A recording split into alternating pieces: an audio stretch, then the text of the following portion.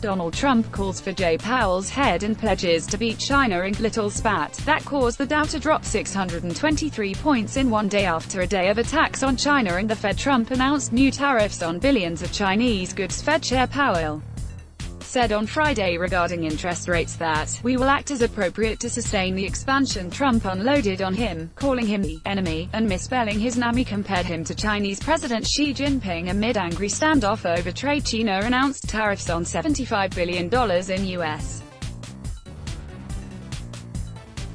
products. Trump announced his tariffs later Friday before scheduled trip to Poland issued demand U.S. companies pull out of China, despite no apparent authority to do so. Our great American companies are hereby ordered to immediately start looking for an alternative to China, said the U.S. was better off without China. Powell said the trade war posed a complex, turbulent situation. Trump made a joke about a 573-point drop on Twitter. Stocks kept falling, ending the day down 621 points, more than 2%. White House aides privately warned the president earlier this month an economic downturn is coming, just in time for his re-election campaign. Trump warned, "The stories about the struggling economy won't work because I always find a way to win. The economy is strong and good, whereas the rest of the world is not doing so well." He tweeted Friday morning. Trump this week called himself the chosen one to take on China by Francesca Chambers, senior White House correspondent, and Jeff Earl, deputy U.S. political director for DailyMail.com and app. Published 5:10 British Summertime, the 24th of August 2019. Updated 6:33 British Summertime, the 24th of August 2019. President Donald Trump insisted late Friday that he'll win a trade spat with China, although he was only joking when he claimed this week that he's the chosen one. "We're having a little spat with China, and we'll win it," he told reporters at the White House as he departed for the G7 summit in Biarritz, France. Trump also called for Federal Reserve Chairman Jay Powell's head, saying he wouldn't stop him from resigning. "Let me put it this way, if he did, I wouldn't stop him," he said hours after a sell-off that caused the Dow to drop 623 points and stocks to lose billions of dollars in value. President Donald Trump said late Friday evening that he's having a little spat with China, that he's going to win. President Donald Trump and First Lady Melania Trump board Air Force One at Andrews Air Force Base, MD, Friday, August 23, 2019, to travel to Biarritz, France for a G7 summit. Federal Reserve operates independently, and Trump seemed to acknowledge Friday evening that he's stuck with Powell, who he appointed the central banking system's chairman. "I don't think he's much of a chess player, but I've got him, so you know, that's what I have," he said unenthusiastically. He claimed that he'd been saddled with a dysfunctional trade relationship with China, on the other hand, and was compelled to act to protect American companies, "and I have no choice. Because we're not going to lose $1 trillion a year to China, and China understands that," he said.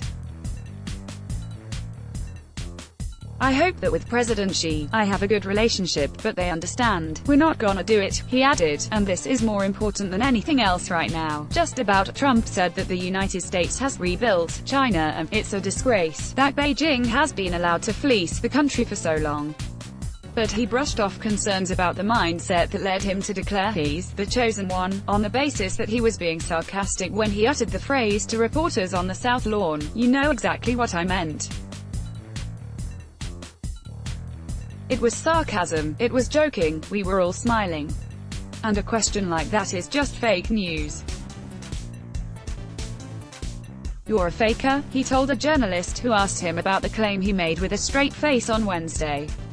He's off to France now for a summit with world leaders, where he demanded that trade be added to the agenda, in order to boast about his financial prowess.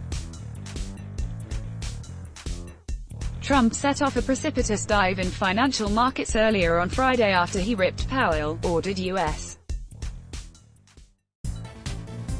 companies to pull back from China, and called the world's no to economy the enemy. By the end of trading after a hectic day where the president once again used Twitter to lash out at his foes amid economic uncertainty, the Dow Jones Industrial Average was down 623 points, or 2.4%, after markets closed. Trump weighed in with the latest escalation in the trade war, slapping new tariffs on billions of additional Chinese products. Starting October 1, $250 billion in Chinese products now being tariffed at 25% would be hit with a 30% tariff, and $300 billion in goods being hit with a 10% tariff, staring sept.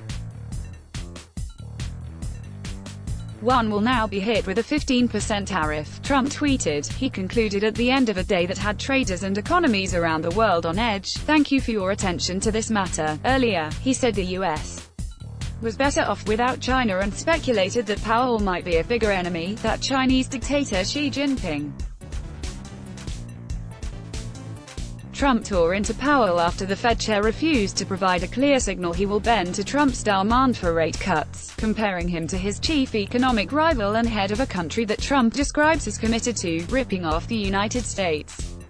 Trump's attack on the Fed was followed by a series of blistering tweets against China, as well as a demand that U.S.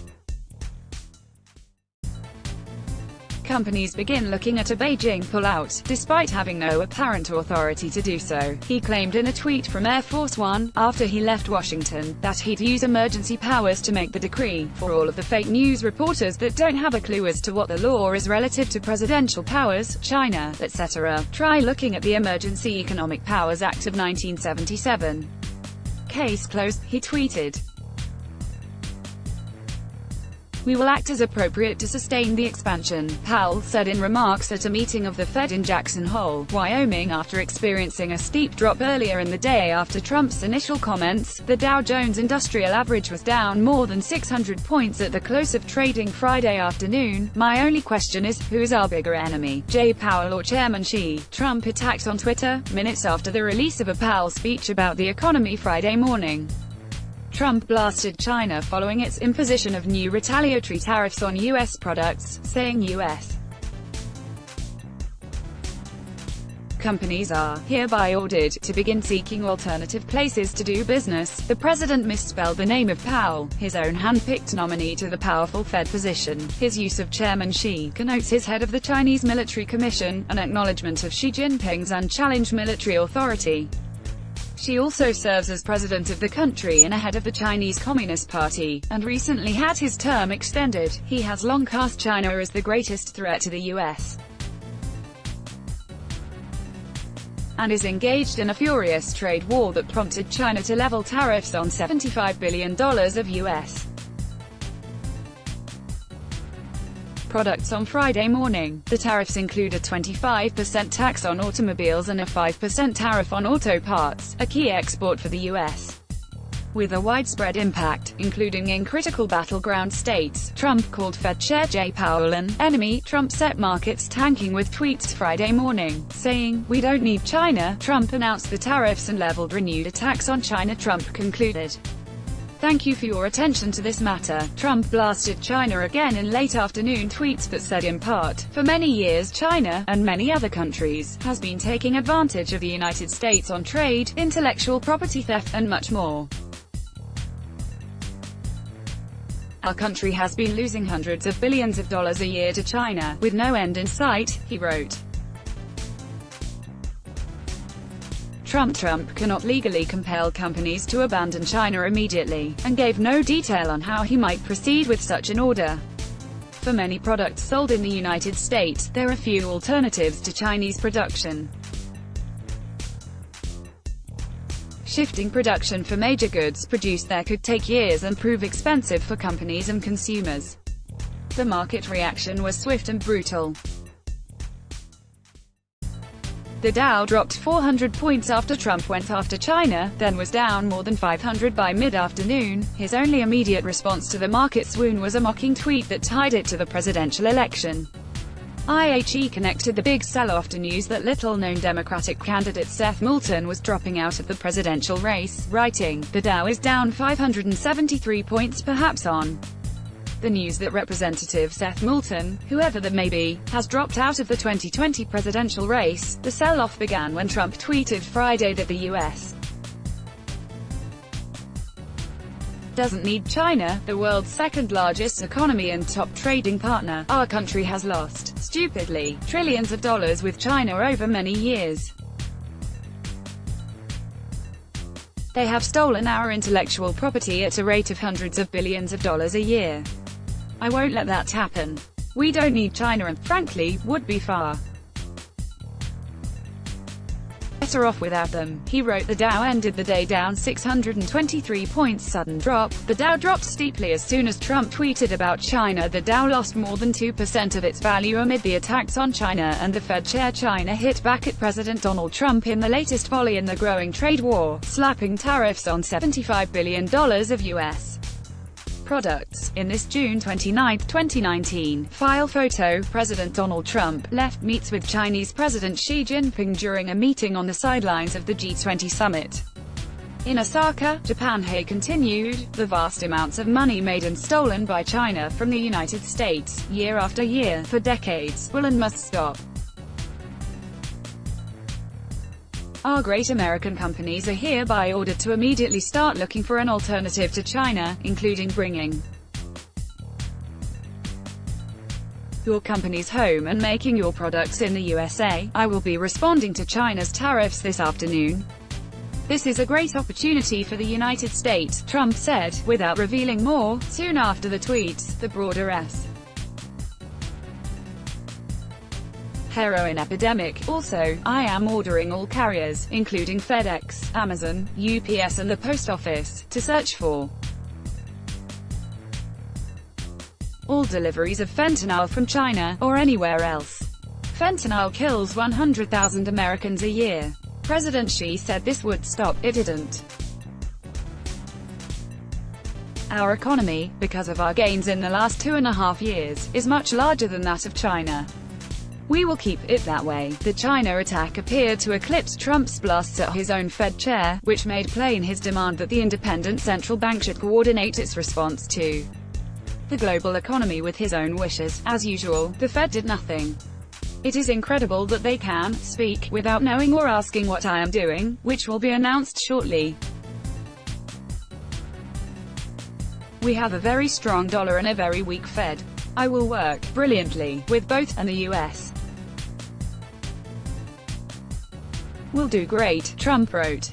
The Fed operates as an independent agency, with individual governors casting votes, in a system designed to insulate it from political pressure. The furious attack came after Powell offered no clear indication about how he plans to act on further rate cuts Friday. Despite relentless pressure from President Donald Trump, we will act as appropriate to sustain the expansion, Powell said in remarks at a meeting of the Fed in Jackson Hole, Wyoming. Powell also noted that there is no settled rulebook on how to respond to the current trade war, raising questions about what actions, if any, the Fed might take to try to mitigate President Trump's trade war with China. In a likely reference to the president's spate of attacks on him and the Fed, an agency the president said acts like quicksand, Powell observed, the 3 weeks since our July meeting have been eventful. China's move comes after Trump, who has defended the trade war and called himself the chosen one to take on China, imposed tariffs on $300 billion of Chinese goods. Trump has announced a planned Sept.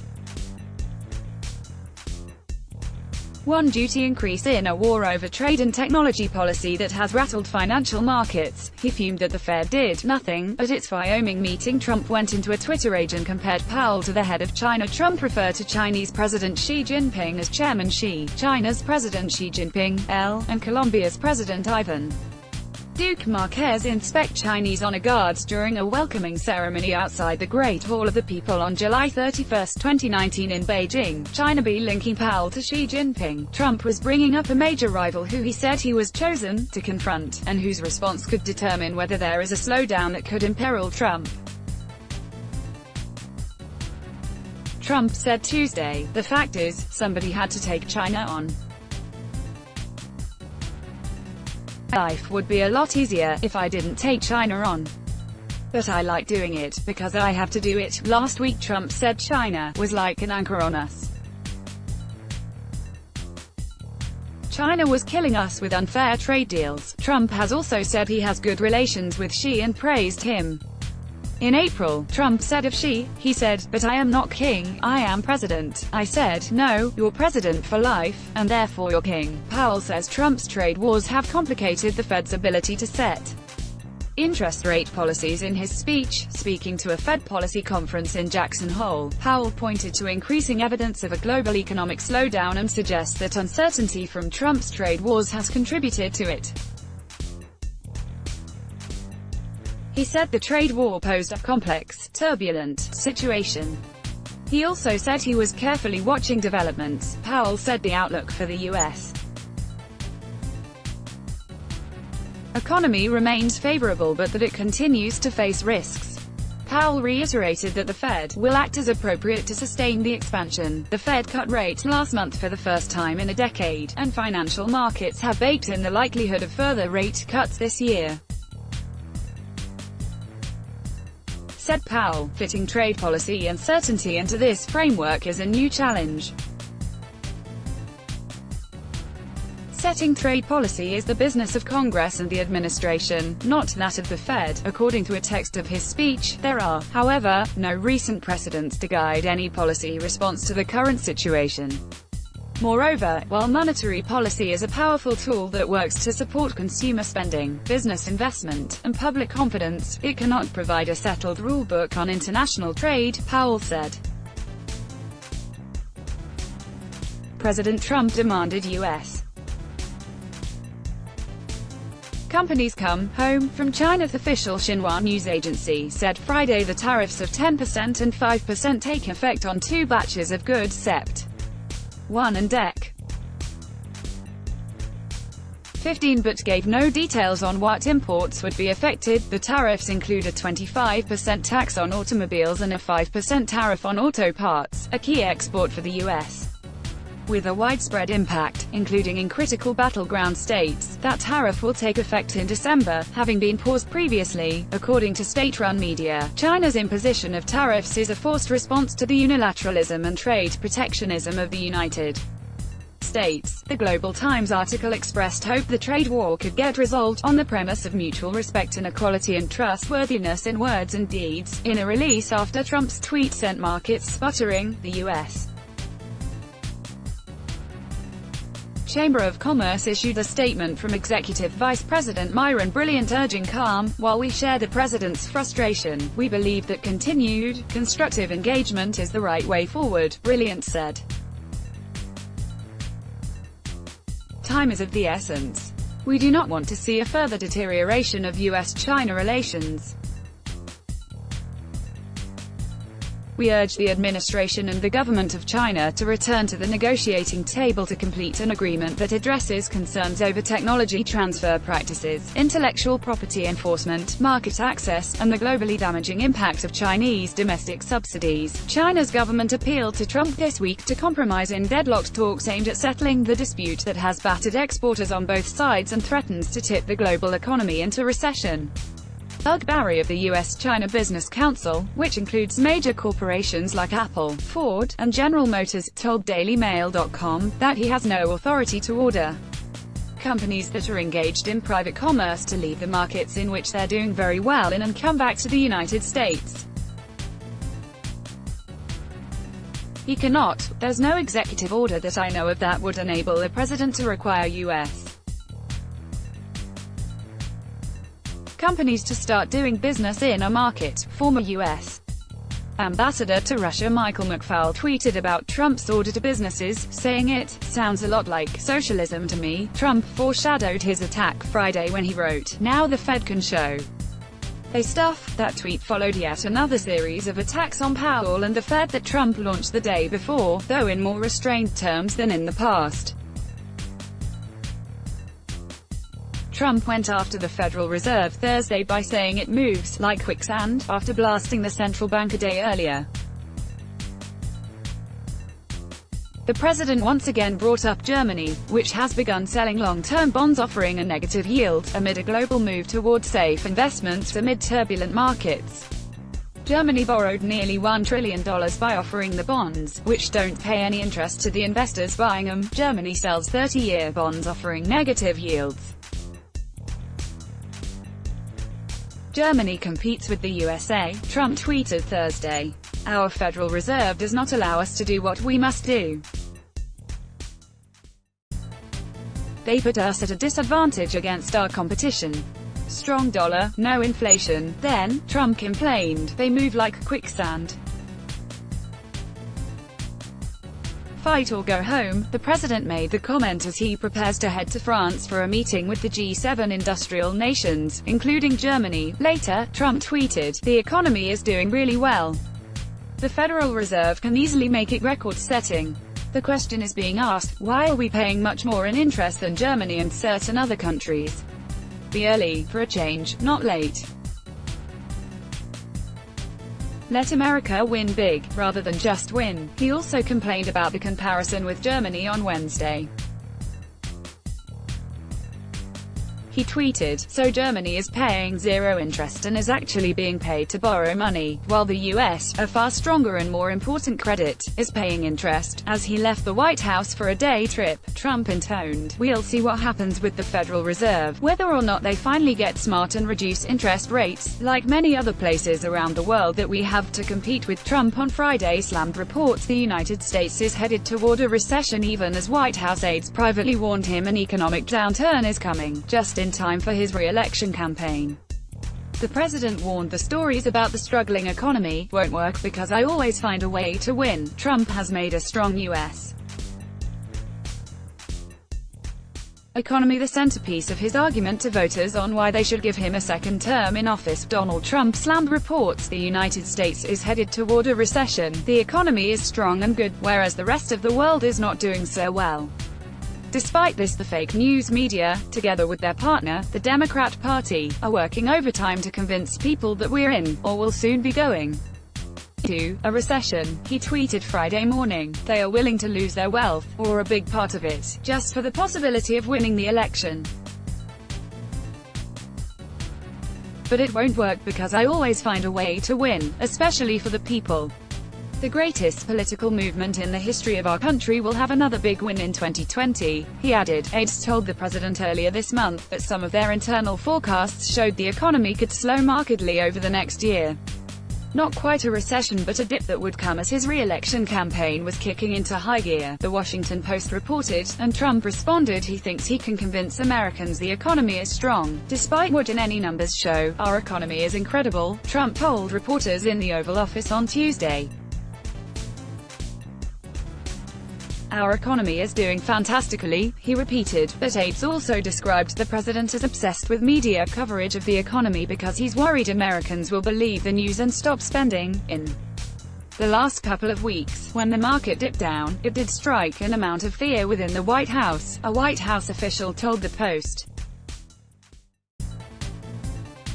There's been a sense going into 2020 that we can bounce back from virtually everything if the economy stays strong. Trump has kept the heat on Federal Reserve Chairman Jay Powell to cut interest rates. Private caution from aides comes as advisors publicly insist the economy is doing great, echoing the president's messaging. We think the economy is in sound shape, Larry Kudlow, director of the National Economic Council, told reporters at the White House on Thursday afternoon. We don't anticipate anything but a strong, solid economy, he said. That's my message. Folks are working, they're spending, and when asked if a recession was possible, Kudlow said he doesn't see one in the foreseeable future, while unemployment remains at a 50-year low. Some other economic indicators have sparked worry. Business investment has stalled and American manufacturing slowed for the first time in 10 years this month, endangering blue-collar jobs. Trump's latest tweets come as Federal Reserve Chairman Jay Powell prepares to speak at the Fed's annual Jackson Hole Symposium on Friday morning. Remarks Wall Street and the president will be listening to closely. Trump has used the Fed as his punching bag when it comes to the economy and kept the central bank under siege, demanding it cut interest rates. Now the Fed can show their stuff, he tweeted Friday morning ahead of Powell's remarks. He kept the heat on this week. I'd like to see a cut in the Fed rate because that should have happened a long time ago. I think they're being very tardy in not doing it and not having done it sooner. They raised too quickly. And, you know, I've been quite vocal on that, Trump said Tuesday. And Team Trump continues to push a strong economic message, with aides taking up the president's call to blame Democrats and the media for any recession talk. Now they are pushing a recession lie, White House Deputy Press Secretary Hogan Gidley said of the media Tuesday on Fox News. The fact is, so many on the left want these horrible things to be true, instead of pushing for more coverage about the incredible nature of our economy and how far it's gone. Larry Kudlow, director of the National Economic Council, has pushed the message the economy is sound. Trump, too, has pushed a strong economy message. I think the word recession is a word that's inappropriate because it's just a word that certain people, I'm going to be kind, certain people, and the media, are trying to build up because they'd love to see a recession.